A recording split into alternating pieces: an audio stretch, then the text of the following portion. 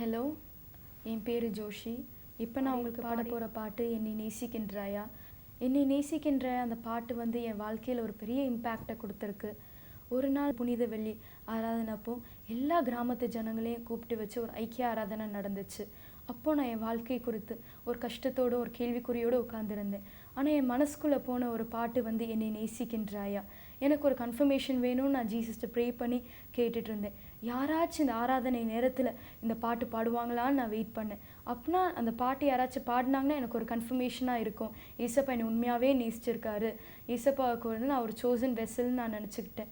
அப்போது நான் வந்து யோசிச்சுட்டு இருக்கும் போது ஒரு 2 மினிட்ஸில் எங்கள் அம்மா வந்து அந்த பாட்டை பாடினாங்க. எனக்கு வந்து அது வாழ்க்கையில் ஒரு நிச்சயத்தையும் ஒரு உறுதியும் கொடுத்துச்சு. ஆமாம், உண்மையாகவே ஏசப்பா நம்மளை நேசிக்கிறாங்க. அதே போல தான் இப்போ நீங்கள் நிறைய பேர் பார்த்துக்கிட்டு இருப்பீங்க. ஏசப்பா என்னை நேசிக்கிறாரா என்று கேள்விக்குறியோடு இருப்பீங்க. நீங்கள் வந்து உங்கள் வாழ்க்கையை அர்ப்பணித்து ஒரு சின்ன ஜெபம் ஏற்படுத்தி பாருங்கள். ஏசப்பா உங்களுக்கு உண்மையாகவே ஒரு கன்ஃபர்மேஷனை கொடுப்பாரு. உங்களை நேசிக்கிறாருன்னு ஏசப்பா வந்து ப்ரூவ் பண்ணி காமிப்பார். இப்போ நான் அந்த பாட்டு பாடியிருக்கேன் உங்களுக்காக. அது எல்லாரும் கேட்போம்.